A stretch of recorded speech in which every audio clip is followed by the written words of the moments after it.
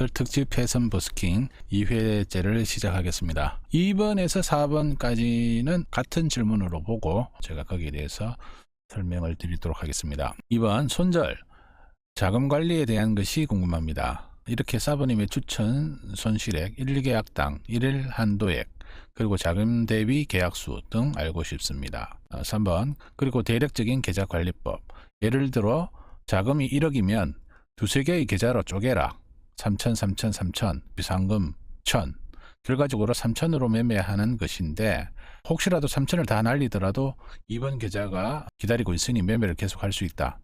이렇게 추천하는 사람도 본 적이 있고, 얼마 전에 해지 매매도 배웠으니 계좌가 한 개는 더 필요할 것 같고, 그런데 저는 또 일을 해서 돈을 벌고 있습니다. 제 친구 땡땡은 그냥 몰빵합니다. 금액이 크지 않을 경우는 어느 정도 벌어서 메꿀 수 있다면서, 어쨌든 직업이 있는 사람들은 따로 또 저축이 가능하니까 복잡하게 계좌 너무 쪼개지 않고 몰빵해서 최대한 수익을 키워가는 게 맞나 싶기도 하고, 이분 같은 경우는 좀 전문 직종을 갖고 계시는 분입니다. 그래서 수입도 괜찮고 하기 때문에 이제 저러한 생각을 갖고 계신 것 같고, 4번 수익이 나면 또 어떻게 합니까? 3천이 했는데 4천이 되었다. 1,000만을 수익을 내서 그럼 계약수를 늘리나요?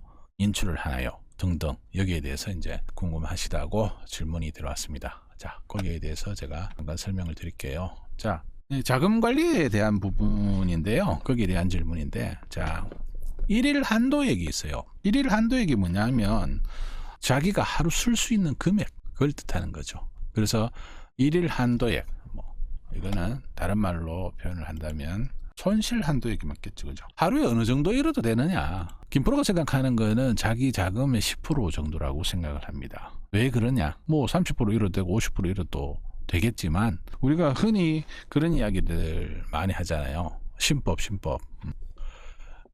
김프로는 별다르게 신법 교육은 하지 않습니다. 왜냐? 자금 관리만 잘해도 신법 교육은 필요가 없습니다. 제가 예전에 그런 이야기 했죠.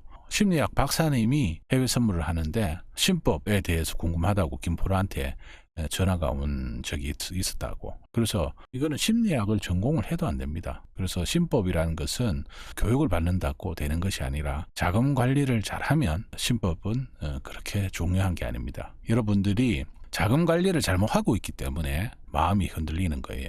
예를 들어서 자, 이렇게 한번 생각해 보세요. 10,000원을 가지고 있는 분이 길을 가다가 1,000원짜리를 한 장 흘렸어요. 서울에 이제 광장시장에 갔는데 장 보러 갔단 말이에요. 10,000원짜리 한 장 들고 1,000원짜리 한 장 흘렸어요. 그럼 집에 와서 통곡하고 잠을 못 자고 그런 생각을 가지나요? 그런 생각 안 하잖아요. 오늘 그냥 1,000원 흘렸었네. 다음부터 조심해야지. 이런 생각 하잖아요. 그래서 10,000원이 있는데 1,000원 정도 잃어도 크게 걱정이 안 됩니다. 우리 둘째가 이제 몇 년 전에 그런 일이 있었는데, 둘째 어릴 때 이제 아마 명절 이후였을 거예요. 그래서 명절 때 이제 세뱃돈을 많이 받지 않습니까? 그죠? 많이 받아서 자기가 지갑이 하나 있었는데 PC방에 갔는 거예요. PC방에 갔는데 그걸 자기가 깜빡하고 지갑을 놔두고 왔어요. 그 얘한테는 이제 큰일이죠. 왜? 지갑이 그때 한 10만 원 정도 있었는가?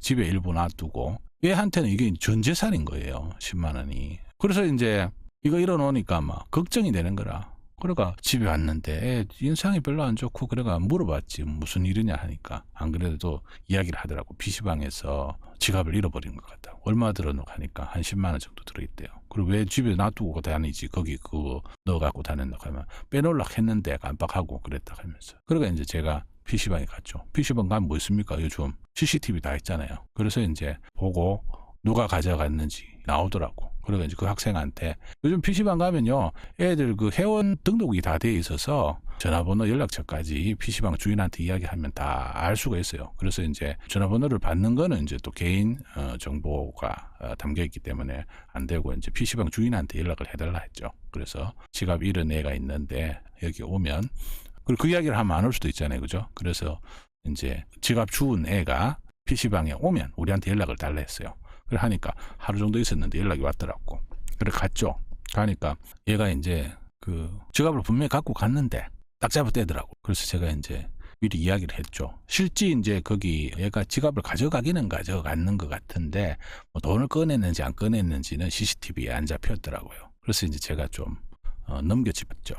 너 임마 CCTV 보니까 돈 가지고 가고 그거 한 건 내가 다 봤는데 이래도 니 딱 잡아들라 하니까 이제 얘가 이실직고를 하더라고. 그래가 이제 언제까지 돈을 갖다 주겠다 했는데 결과적으로 이제 돈을 갖고 오고 제가 일부는 이렇게 또 그 간식 사 먹으라고 줬어요. 그래서 애야 그렇게 나무 지갑을 주었을 때는 주인한테 바로 돌려주는 게 맞다. 그래 갖고 가면 안 된다. 이제 그렇게 이제 얘기를 하고 이제 했던 기억이 나는데 이 우리 그 둘째의 그 10만 원이라는 것은 그 당시에는 자기 전 재산 것 같았어요. 그래서 만약에 이 돈을 못 찾았다 하면 잠을 못 잤겠죠, 그죠? 여러분들도 마찬가지예요.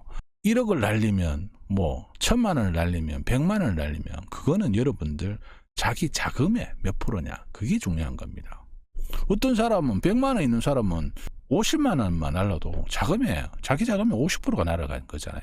그러면은 멘탈이 견뎌내지를 못합니다. 어떤 사람은 10억이 있어. 10억이 있는 사람은 하루에 1000만 원 날라도 끄떡없어요. 걱정을 안 합니다. 그래서 일일 한도액은 자기 자금의 10% 정도가 맞다. 그래야 여러분들이 심리적으로 매매를 하면서 흔들리지가 않습니다. 그래서 일일 한도액은 자기 자금의 10% 정도가 좋다고 보고 김프로가 만든 프로그램을 무료로 제공받으시려면 구독과 좋아요, 알림 설정 꼭 부탁드립니다.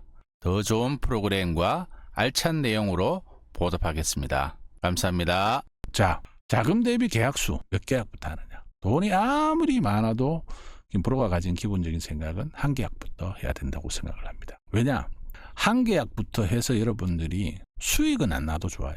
한 계약 갖고 매매를 하는데 여러분들이 수익이 안 나고 수익이 나지 않고 그냥 버틸 수만 있다면 본전만 할 수 있다면 여러분들은 이미 실력자입니다. 한 계약 갖고 했는데 이달에도 수익도 없고 손실도 없고 다음 달에도 수익도 없고 손실도 없고 그 다음 달에 수익도 없고 손실도 없는 분들은 계약수만 조금 더 추가를 하면 자기 자신이 모자란 실력을 이 자금 대비 계약수로 인해서 수익을 챙길 수가 있어요. 물론 그것도 기법 못지않게 운영하는 방법을 배워야 됩니다. 배우게 되면 그 부분은 쉽게 해결이 됩니다. 그래서 여러분들이 해외 선물 입문하시고 얼마 안 되셨던가 아니면은 손실을 계속 보고 계신 분이라면 계약수 많이 해서 수익을 내려고 하지 말고요. 한 계약 갖고 내가 계속해서 본전을 유지를 할 수 있느냐 없느냐. 본전을 유지를 할 수 있다면 그 다음부터 계약수를 늘려도 됩니다. 그렇지만 한 계약 갖고 했는데도 수익은 못 낼 뿐만 아니라 손실을 계속해서 본다면 여러분들은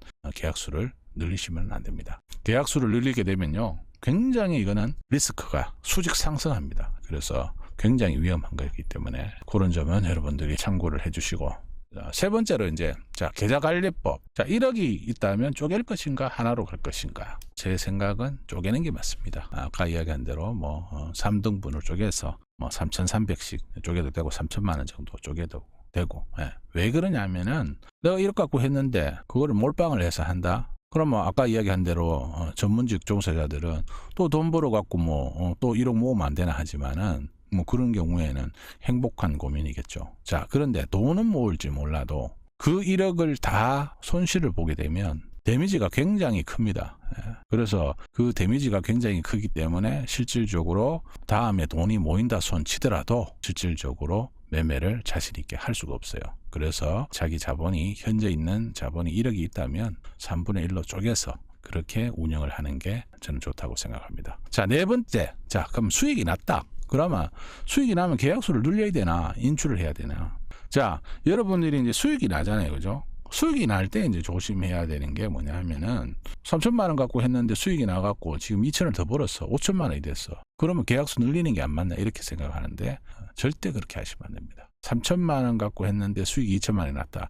2천만 원은 바로 인출을 해서 다른데 투자를 하거나 이렇게 이제 별도로 관리를 하시는 게 맞아요. 그래서 나중에 자기 자금이 만약 10억이 있다. 그러면은 한 3억 갖고만 해외 선물을 해야 돼요. 어떤 분들은 이런 이야기 하거든요. 10억 갖고 10억 다 해야 돈 많이 벌지 않느냐. 여러분들 해외 선물을 하다가 하루아침에 알거지 되는 사람들이 계속해서 그렇게 없고 또 없고 그렇게 해서 키운 사람들이에요. 한 방에 갑니다.